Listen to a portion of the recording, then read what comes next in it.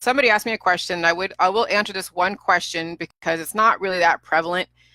And I did forward her to the website that from this point forward asks the questions on the website. But I don't mind answering this one question because you all should know this. Okay? So what is a cure? A cure is something that is temporary. There are many cures out there. All the cures out there are poisons. Okay? So a cure is when you're able to afford to take on a natural killer cell. So cannabis is a cure, baking soda is a cure, garlic is a cure. There's so many things out there that are made that have different levels of severity of poisons that create natural killer cells. But not everybody can afford to take on some of the more severe cures that are out there. Chemotherapy is also a cure, you guys.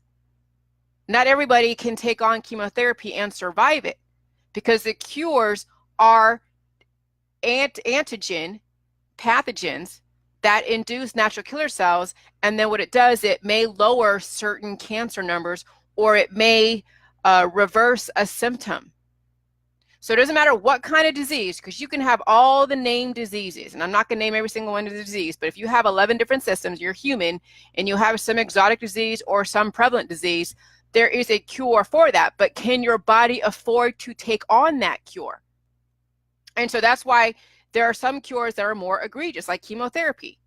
So if you catch the cancer early, then a person can afford to take on chemotherapy and survive it and lower their cancer numbers. But then they took on a natural killer cell that is going to then eventually tax the body and then cause the aging process, right? But then if somebody is in the advanced form of cancer, like stage 4, well, they can try to afford to take on a natural killer cell or chemotherapy. But then so then the system will do tests to see how many antibodies you have and whether or not you are a proponent or a candidate for this specific protocol.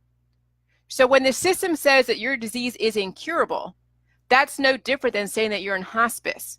Because when you're in hospice, you've already taken on the maximum amount of natural killer cells.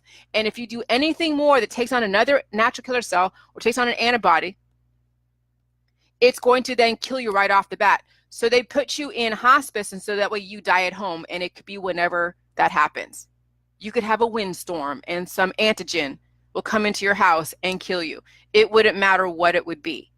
So when the system says that you're incurable, it means that there isn't a thing out there that you can afford to take on. Now, I'm not saying that when someone says that a doctor says that you're incurable, it means that you couldn't that you're not, it doesn't mean that you're going to die tomorrow. It just means that there isn't anything there that's going to relieve your symptoms. That every poison that's out there is going to actually exacerbate, and so they don't want to even risk you suing them for then exacerbating your issue. So they're like, okay, your disease is incurable. However, that's in the antibiotic/natural killer cell industry. Now you got to look at. Now here's the thing, though. My juice is a probiotic. But it's a probiotic paired with the right elements. Okay, it's paired with the salt, which is the energizing force. It has the trace minerals, and it also has the nutrition. The nutrition is a component that is huge because it is a spectrum of elements that will balance out your hormones. That's what nutrition is. It takes the spectrum of everything. It takes into account, and then it then allows the body to be able to work correctly because it distributes these nutrients to the different hormonal responses, and it does it in a way that's balanced because there's an intellect to your body. There's rules to your body that has to go by, and you are taking in those elements in the proper way. Okay? You're not taking in a poison to then manipulate specific hormones. So my juice is a probiotic, but it's paired with the right things, the mineral salt, which is the pink Himalayan salt, with the cruciferous vegetables. It creates the lactobacillus. That's what lactofermentation is. Don't be fooled by the other probiotics that are out there, whether it's pills, powder, supplements, and shakes, or kombucha or apple cider vinegar or alcohol. Don't be playing with the probiotics in the allopathic holistic industry. Yes, there are fermentation enthusiasts that do sauerkraut and other types of fermented like salsa. Stay away from all of the fermentation enthusiasts because you won't know the difference on what would be actually good for you, what would be bad for you. So that's why my protocol is universal. It totally just focuses on the 2 cruciferous vegetables that are relatively palatable. Though kale you have to get used to, but cabbage, lacto-fermented cabbage, is very easy to start out on because it's not that much of a difference than sauerkraut. But the difference is the consistency. You're blending it, you're pureeing it, and there's a lot more to cabbage, like a consistency of a thick cabbage. So that way you can drink it, okay? So when the system says that you're incurable, it means that your body cannot afford to take on another natural killer cell because it might go into some kind of cardiac arrest, or that there isn't a cure out there that's going to alleviate your pain because it's only going to exacerbate your situation. So now you have to understand that you got to look at, first of all, the chemistry of my recipe and understand the role of pain, and then understand that, yes, you'll be going through a healing process that is going to be quite painful relative to your condition. And I can't tell you how long it's going to last. I can't tell you what system's going to get taken care of first. I can't tell you anything except for expect the roller coaster, because you're not in a controlled environment. You have to still function and then prioritize this and understand all the components to this protocol. You have to understand the diet is huge. If you're eating massive amounts of donuts and trying to do a little bit of juice, it's not going to work. That's why there's a diet that is a blueprint to have you understand why there are no spices and extracts and lemons and limes and legumes and cooked fruit, and why we're not using any other detoxes and pills, powders, and supplements. However, we know that there is a transition, and that's what I'm working on, is how people can transition and utilize some of the painkillers out there and also do Jilly Juice, but then not undermine their progress. It is about fractional proportions. The more good that you're doing with Jilly Juice will then override some of the negative elements that is helping you manage the pain. Because pain is going to be expected, and you have to feel a certain amount of pain, but we can lessen the severity based upon your situation. Some of you are highly addicted, okay, right now to your painkiller. Some of you are on psychotropic drugs. Some of you are addicted to like cannabis or opioids or whatever else. So you will have to transition in such a way to where you will see the difference. And then one day, let's say you are missing a thyroid and you're taking on, some kind of thyroid medication. One day your goal is to then regrow your thyroid. Okay. Hey, Kathy, one day your goal is to get off of your medications. Don't get off your medications right off the bat. You'll transition, but take in the nutrients. Your body needs nutrients. And then down the road, you will make that decision, you and your doctor. Okay. So there is nothing in cures, I don't even want to say nothing is incurable, because some people cannot afford to take on a cure. And Jilly Juice is not a cure. It's not an antibiotic. That's what cures are. Cures are antibiotic. And so if the system says that your disease is incurable, it means that you cannot afford to take on another antibiotic, another natural killer cell. So now you got to find the right probiotic. Okay, and that's where you're going to have to do your research and understand that when you ferment sugar and fruit, it feeds the cancer. When you ferment ethanol, that's vinegar, that's antibiotic. Okay, you have to understand the role of lactobacillus. You can't just take probiotic supplements and think that's going to be the only thing. That's no different than chemotherapy in a lot of ways, when you're just focusing on cancer but not repairing the damage from that initial exposure that caused you to have cancer, disease, and chronic illness. And that's right. It is about balance. Right now, every one of you is way behind the 8 ball, like way behind the 8 ball. So it's going to take a minute for you to go from one end of the pendulum all the way to the other side, which means that you have to start looking at what you're eating. You have to understand your environment. You have to understand how your body works. You really do. And if you don't, then you will be blind in your life, Right now, we have so many blind people walking around completely oblivious to how their body works. And they're living from one moment to the next, rolling the dice.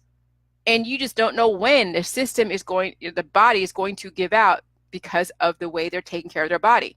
You don't know when that prescription drug is going to tip the scales and cause some kind of event. Not everybody just keels over and just dies. And if somebody does just keel over and die, they already had many factors that contributed to why they keeled over and died. Their red flags were already there, and they kept ignoring it, and they kept taking their prescription drugs. They kept taking all of their pills, powders, and supplements and detoxes. And then finally, the body just dies. See, the body will tell you when it's in distress. That's what symptoms are. Your disease, all of your disease and all of your symptoms are telling you your body's in distress. You need to fix the mutation. You need strategic nutrition. And it's not being vegan and vegetarian and just changing your diet. That will give you a superficial change. No, when you are dealing with cancer disease and chronic illness, it means your body's in distress, you're exposed to pathogens. Yes, you can't help being around people who have pathogens and bacteria, but it's how you fix the mutation with strategic nutrition. Just the other day when I did waterfalls with my juice, after probably a month of not doing waterfalls, because I was so regular until I then moved and upset the homeostasis, I had a slight headache. And I wasn't alarmed, but I don't usually get a headache after drinking my juice and doing waterfalls. But the reason is because, that month of not doing the juice like 100%, and which is the strategic nutrition, and then going through a homeostasis upset of working out because I'm moving, that's working out, there was a slight mutation. But guess what? That headache was like maybe not even 5 minutes. It was like it came as quick as it went. Now imagine if I hadn't done the juice for a while, and I was still kind of eating relatively clean, but I hadn't done the juice for a while, and I would go off and do, let's say I go off and do some kind of trekking in the Tibetan mountains or something. I would take like a sabbatical, and then later on, let's say like after 3 or 4 months, I go back to the juice. You will see the healing process, and there will be pain. Because you're always exposed to negative elements. You cannot get away from the negative elements. We live in a pathogenic society. Whether it's the food you eat, the air you breathe, the people that you're in contact with that may have new diseases that you haven't been exposed to. Okay? So your body is always being mutated by the conditions, whether it's cold or hot or just a new environment. You're always sustaining small mutations. But where cancer disease and chronic illness comes from is the fact that your body sustained so many mutations. It now is saying, hey, you're on this trajectory. You're on this death trajectory. And now you're having these weaknesses that's manifesting in symptoms. You've sustained a lot to where it's saying, hey, if you don't do something now, it's going to get worse. So the fact that I had a slight tiny headache said, hey, my body is working the way it's supposed to. It sustained a certain kind of mutation just from that month of not getting waterfalls, but I was drinking my juice every day. But then when I moved and I changed environments, and then I also was working out, lifting boxes and going through some kind of stress, there was a shift. It wasn't a major mutation like when somebody takes on a disease that they weren't exposed to or you're like sick. No, but I was proactive because that mutation, if I didn't take the Jilly juice, that mutation would then get exacerbated if I didn't do the juice by all the different elements in my environment. And then it festers and becomes bigger and becomes a bigger mutation. And that's when the weakness happens. Okay. So you can never, ever get off a Jilly juice. You can have bouts of where you're not doing waterfalls because you're so regular, you're pooping every morning. So you're not worried about accumulating poop, and you're not eating lots of bad food. You're not traveling continuously, upsetting homeostasis. And so, so maybe like once a month or once every other month, you do major amount of waterfalls, and you can see just how pathogenic your environment is to see if you're going to have some kind of, pain a little bit. And that pain tells you that, yeah, it's healing because of a mutation that you're being proactively going after versus waiting for it to then turn into some crazy disease. Okay. This is the mentality of J juice. The fact that we've lived this long with all the different mutations, but we've had all these different symptoms, says that the body can really adapt, and it can work on the mutations, but the quality of life isn't there. Now we want to say, hey, we want quality of life. We know that we're going to be exposed to all these pathogens. We know that the body is going to go through its fluctuations, the biochemistry is going to go through its fluctuations, but we know how to counter it, and we want to have a quality of life. We don't want to have to sustain and make things worse. Okay, and that's when people are ignoring the signs, the red flags, is they're making it worse because they're not taking care of the mutation. Okay, so when the system says it's incurable, it's because you can't afford on to take another natural killer cell, or there isn't anything out that is going to relieve your pain. Because that's what your intention is in the system with the doctor, is that you want to disappear your pain. That's what everybody wants to do. But with Jilly Juice, you have to endure a certain amount of pain to then not endure that pain anymore. But you have to fix the mutation. And that is a period of transition. Pain is your body saying that it's healing.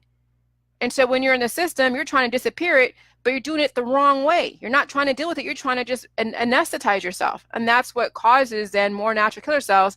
And that's why the system says, no, we can't help you anymore. We don't want to kill you right off the bat, because they're not playing in the right context. They're playing with antibiotics. They're not playing with probiotics, but in the right probiotics. They're not understanding the role of pain.